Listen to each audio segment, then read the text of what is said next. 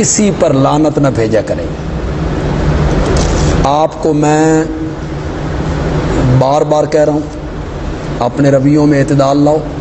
جو میں آپ کو سمجھا رہا ہوں یہ باتیں آپ کو 50 سال کی عمر کے بعد خود سمجھ آ جائیں گی، لیکن اس وقت چڑیاں کھیت چگ چکی ہوں گی، پلوں کے نیچے سے پانی بہہ چکا ہوگا، سوائے کف افسوس ملنے کے کچھ نہیں ہوگا۔ میں وہ باتیں جو 50 سال کے بعد آپ کو خود سمجھ آ جائیں گی، میں 20-22 سال کی عمر میں آپ کو سمجھانا چاہتا ہوں کہ اب سمجھ جاؤ، صحیح انسان بنو، انسان کی جو خوبیاں ہیں وہ اپنے اندر لاؤ، احترام کرو، دوسروں کا احترام کرنا سیکھو، دوسروں کے علماء کا اور رہنماؤں کا اور لیڈروں کا احترام کرنا سیکھو، زبان کو ستھرا پاکیزہ، زبان کو پاکیزہ رکھو، اور اس سے بد زبانی، گالم گلوچ، فتویٰ بازی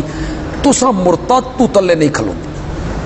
اور مجھے آج تک یہ نہ سمجھ آئے کہ کالا کافر چٹا کافر، کالا کافر کیا ہوتا ہے؟ چٹا کافر، کالا کافر، 45 درجے دا کافر، 65 درجے دا کافر، ہمیں یہ سمجھ نہیں۔ تو یہ زبان چھوڑ دیں، اچھی زبان استعمال کیا کریں۔ انشاءاللہ 50 سال کے بعد ہم دنیا میں تو نہیں ہوں گے، لیکن آپ کہیں گے اوہو وہ تو ہمیں اس وقت بتایا کرتا تھا، وہ صحیح کہتا تھا بھائی، سن سمجھ نہیں آئی۔ اب آپ کا ذرا جوانی ہے، خون ذرا جوش مار رہا ہے، اور میری باتیں آپ سن خسرا بنانا چاہتا، یہ سمیں خسرا بنانا چاہتا۔